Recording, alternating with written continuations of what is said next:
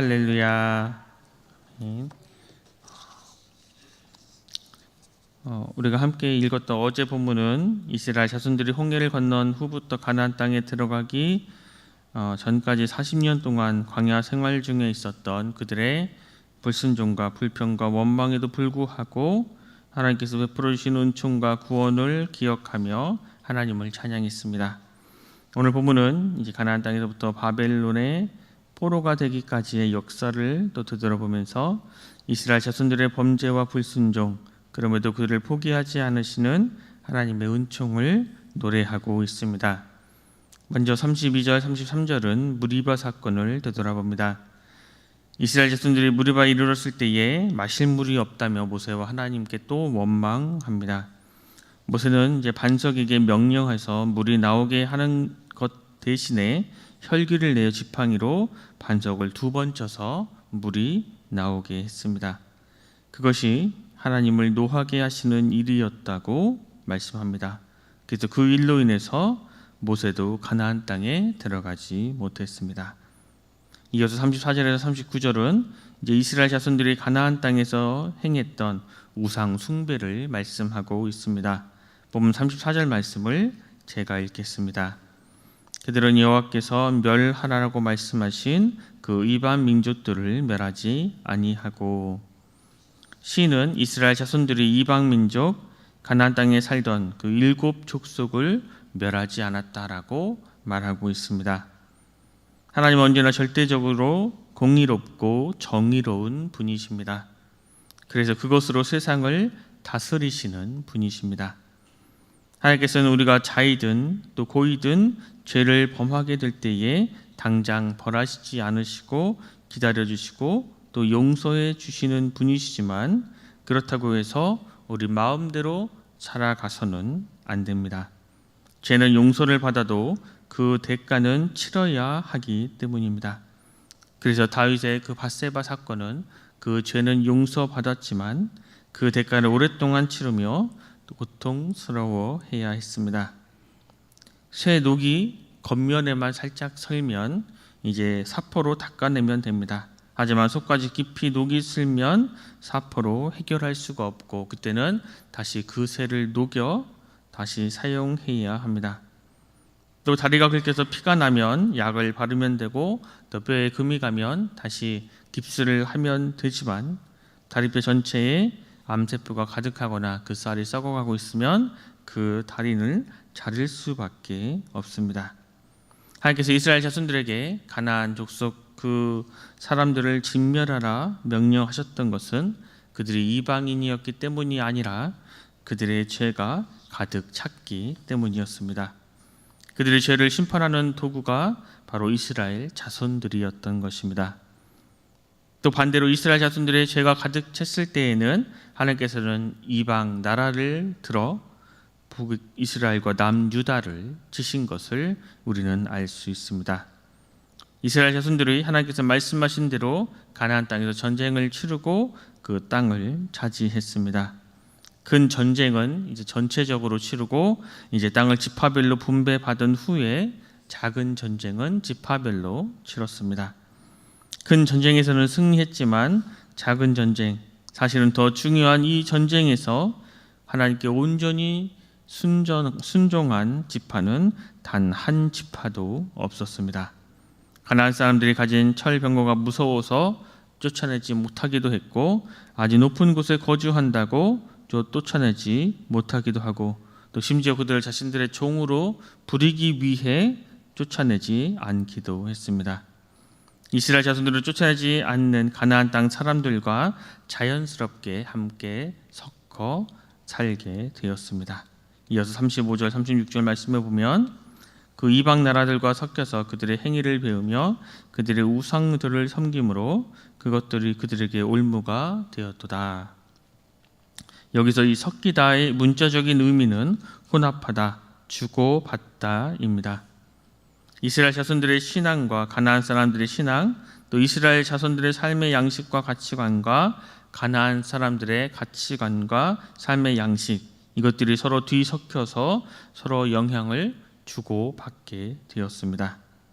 진짜 기름과 가짜 기름을 섞으면 그것은 가짜 기름이 됩니다.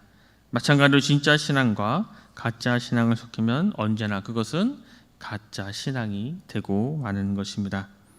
이스라엘 자손들이 우상을 섬긴 것이 겉으로 보기에는 좋아 보여도 실상은 올무에 걸린 상태와 같았습니다.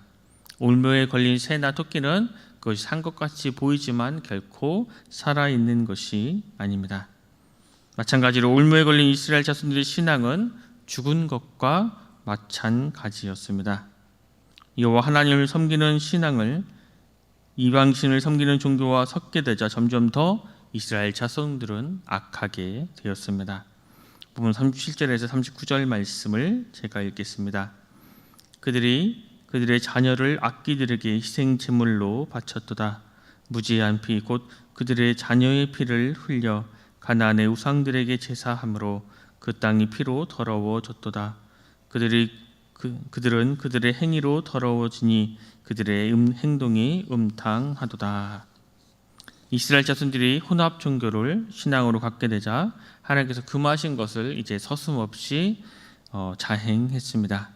자기 자식을 죽여서 사악한 귀신에게 제물로 드렸습니다. 당시 아무리 그 인권이 바닥이었다 해도 결코 그럴 수는 없는 것입니다. 하나님께 등을 돌리고 나면 인간이 얼마나 어리석을 수 있을지 또 얼마나 악해질 수 있는지를 너무나 잘 보여주고 있습니다. 이스라엘 자손들이 그렇게 악을 자행하는 것을 보고 하나님께서는 결코 그들을 가만히 두실 수가 없었습니다. 그들의 죄가 노아 때처럼 이미 차고 넘쳤습니다. 본문 40절 말씀에 보면 그러므로 여호와께서 자기 백성에게 맹렬히 노하시며 자기의 유업을 미워하사 말씀하고 있습니다. 하나님께서 자기 백성을 향해 분노를 터뜨리시고 하나님께서 기업으로 삼아주신 이스라엘 자손들에게 증오심이 생길 정도로 그렇게 우상 숭배를 싫어하셨습니다. 맹렬히 노하다는 문자적으로 코에 불이 붙었다입니다.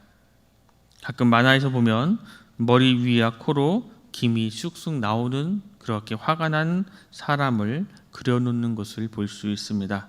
마찬가지로 하나님을 그 모습으로 그려놓으며 그만큼 화가 많이 나셨다라고 표현하고 있습니다. 이어서 41절 42절 말씀에 보면 그들을 이방 나라의 손에 넘기심에 그들을 미워하는 자들이 그들을 다스렸도다. 그들이 원수들의 압박을 받고 그들의 수하에 복종하게 되었도다 말씀합니다. 이 넘기다는 권한을 이양하다라는 의미입니다. 앞에서 말씀드린 바와 같이 심판의 도구였던 이스라엘 자손들은 이제 심판의 대상이 되었습니다. 개혁에 주체했던 이스라엘 자손들이 이제 개혁의 대상이 되고 마는 것입니다. 42절의 상반절의 주어는 그들의 원수들이고 하반절은 이스라엘 자손들입니다. 그리고 상반절은 능동태고 하반절은 수동태로 쓰여졌습니다. 그래서 원수들이 무자비하게 이스라엘 자손들을 짓눌렀고 이스라엘 자손들은 눈물을 삼켜가며 복종해야 했음을 지금 강조하고 있습니다. 이어서 43절 말씀을 보면 여호와께서 여러 번 그들을 건지시나 그들은 교모하게 거역하며 자기 죄악으로 말미암아 낮아짐을 당하였도다 말씀하고 있습니다. 이 여러 번은 많은 발자국이라고도 해석할 수 있습니다. 이스라엘 자손들이 한두 번, 몇 번 하나님께 범죄했던 것이 아니라 셀 수 없이 많이 범죄했고 그럼에도 불구하고 하나님께서는 친히 가셔서 그들을 건져 주셨다라는 말씀입니다. 그래서 또 교묘하게 거역했다라는 것은 자기들 나름대로의 생각이 있었다라는 의미입니다. 꼭 우리의 모습을 보는 것 같습니다. 하나님께서 무엇이라 말씀하시는지 무엇을 행하라고 하시는지 결코 우리는 모르지 않습니다. 다 알고 있습니다. 그럼에도 나는 나의 나름대로의 생각이 있습니다. 우리들이 갖는 가장 큰 착각과 오해 중에 하나는 내 인생을 하나님보다 내가 더 잘 알고 하나님보다 내가 더 잘 인도할 수 있다라는 것입니다. 이스라엘 자손들은 그러한 고집을 부리다가 더 죄를 짓는 그러한 자리로 빠져들게 되었습니다. 그러나 이제 반전의 은혜가 나옵니다. 44절 46절 말씀에 보면 그러나 여호와께서 그들의 부르짖음을 들으실 때에 그들의 고통을 돌보시며 그들을 위하여 그의 언약을 기억하시고 그 크신 인자하심을 따라 뜻을 돌이키사 그들을 사로잡은 모든 자에게서 긍휼히 여김을 받게 하셨도다 노래하고 있습니다. 44절은 그러나 라고 시작합니다. 이스라엘 자손이 그토록 우상 숭배와 불순종으로 일관하며 하나님께서 아무리 돌아오라 말씀하셔도 저는 저 나름대로의 생각과 계획이 있습니다. 하나님 이제 그만 말씀하세요 라며 자기의 판단을 더 우위에 올려놓는 삶을 살아 망하는 지경까지 이르렀습니다. 그런 때에 회복과 은혜와 역전의 단어가 바로 그러나입니다. 하나님께서 그들의 부르짖음을 들으셨고 그들의 고통을 보셨고 그들과 맺은 언약을 기억하셔서 그들에게 긍휼을 베풀어 주셨습니다. 하나님께서 이스라엘 자손들이 행하신 대로만 보응하셨다면 그들은 인류 역사에서 흔적도 없이 사라지고 말았을 것입니다. 우리도 마찬가지입니다. 하나님께서 우리에게도 행한 대로만 갚지 않으시고 은혜 위에 은혜, 특별한 은총을 베풀어 주셔서 우리가 오늘까지 하나님 안에서 이렇게 신앙생활을 할 수 있는 것입니다. 오늘 본문은 이제 구원의 간구와 찬송으로 마무리가 됩니다. 마지막 47절, 48절 말씀에 보면 여호와 우리 하나님이여 우리를 구원하사 여러 나라로부터 모으시고 우리가 주의 거룩하신 이름을 감사하며 주의 영예를 찬양하게 하소서. 여호와 이스라엘의 하나님을 영원부터 영원까지 찬양할지어다. 모든 백성들아 아멘 할지어다. 할렐루야 라고 마무리하고 있습니다. 시는 우리를 구원하사 여러 나라로부터 모으시고 라고 호소합니다. 이것으로 봐 그들은 지금 바벨론에서 포로 생활을 하며 고국으로 돌아가기를 소망하고 있습니다. 또 시인은 하나님을 여호와 우리 하나님이여 라고 부르고 있습니다. 포로로 끌려와서 이방 땅에 살면서 하나님이 이제 어떤 분이신지 깊이 깨닫게 되었습니다. 그들이 바벨론에서 포로 생활하며 얻게 된 가장 큰 수확 두 가지가 있었습니다. 첫째는 우상 숭배가 사라졌습니다. 그들은 바벨론 여러 강변에서 하나님의 성전이 있는 예루살렘을 기억하며 하나님을 하나님으로 섬기지 못하고 우상을 숭배했던 것을 참회했습니다. 또 두 번째, 회당 제도가 생겼습니다. 포로의 신분이라 그들은 이제 성전에 가서 예배 드릴 수가 없었습니다. 거기에서 이제 안식일마다 모여 하나님의 말씀을 읽고 기도하며 말씀을 들었습니다. 그들이 말씀을 지키려고 하니 이제 그 말씀이 그들을 지켜주게 되었습니다. 그래서 시인은 주님의 거룩한 이름을 감사하고 주의 영예, 주의 이름을 찬양한다라고 노래합니다.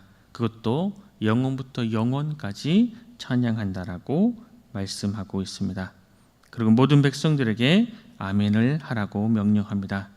이것은 틀림없는 사실이며 우리가 동의해야 할 내용이라고 말하는 것입니다. 이스라엘 자손들에게 가나안 땅은 하나님께서 약속해 주신 약속의 땅이고 은혜로 얻은 땅이었습니다. 그들은 그 땅들을 돈을 주고 단 한 평도 사지 않았습니다. 하지만 이스라엘 자손들은 그 땅에서 하나님의 그 거룩하신 약속을 누리지 못했고 주님의 그 놀라운 은혜도 누리지 못했습니다. 그들이 가나안 땅에 도착해서 처음 보낸 약 350년이 사사 시대입니다.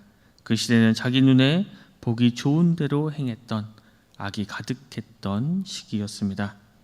그들이 왜 그 땅에서 주님의 그 약속과 그 은혜를 누리지 못했습니까? 그것은 바로 우상 숭배 때문이었습니다. 그들은 하나님과 가나안 땅의 신을 함께 섬겼습니다.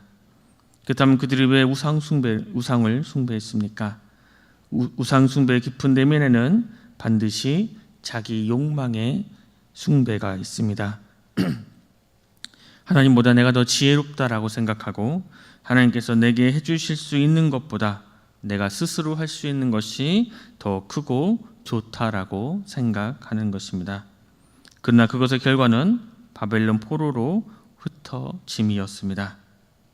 우리가 살아가고 있는 삶의 자리는 언제나 은혜와 약속의 땅입니다. 왜냐하면 하나님께서 이스라엘 자손들을 가나안 땅에 보내주셨듯이 우리의 삶의 자리에 하나님께서 우리를 마음과 정성을 다해 보내주셨기 때문입니다. 오늘 하루 하나님보다 우리를 크게 생각하는 그 교만함을 버리고 내가 내 인생을 하나님보다 더 잘 꾸려갈 수 있다는 그러한 어리석음도 버리고 우리를 찾아와 주시는 주님의 그 은총으로 말미암아 우리가 서 있는 곳을 은혜와 찬양의 터전으로 가꾸어가는 귀하고 복된 날이 될 수 있기를 간절히 소망합니다. 기도하겠습니다. 하나님, 오늘도 우리에게 새로운 한 날을 주셔서 주님 말씀을 듣고 묵상하며 하루를 시작하게 하시니 감사합니다. 주님, 이스라엘 자손들은 가나안 땅에서 살기 위해 그 땅을 단 한 평도 구입하지 않았습니다. 오직 하나님의 약속과 은혜로 주신 땅이었습니다. 그럼에도 그들은 그 땅에 살면서도 하나님의 약속과 하나님의 은혜를 누리지 못했습니다. 그들은 하나님을 알지 못하는 사람과 섞여 살며 가나안 사람들의 종교와 가치관에 동화되어 하나님도 섬기고 우상도 섬기는 어처구니 없는 그러한 일을 자행하고 말았습니다. 그래서 결국 하나님의 심판의 도구였던 그들이 심판의 대상이 되고 말았습니다. 하지만 그들의 행위보다 하나님 은혜가 더 컸기에 그들은 바벨론에서 포로 생활을 하며 하나님을 깊이 아는 그러한 은총을 누렸음을 깨달았습니다. 주님, 이스라엘 자손들의 모습을 보면 우리의 거울을 보는 것 같고 우리의 자화상을 그려놓은 것 같습니다. 날마다 우리를 찾아와 주시는 주님, 주님의 은총으로 말미암아 하나님께서 심어주신 곳에서 오직 하나님만을 섬기고 하나님만을 바라보게 하여 주시옵소서. 오늘 하루도 우리의 삶의 자리가 약속의 땅이 되게 하여 주시고 모든 시간이 은혜의 시간이 되게 하여 주시옵소서. 그 사실을 우리가 깊이 체험하며 항상 하나님께 감사와 찬양과 영광을 올려드리게 하여 주시옵소서. 모두가 감사드리며 귀하신 예수 그리스도 이름으로 간절히 기도드립니다. 아멘.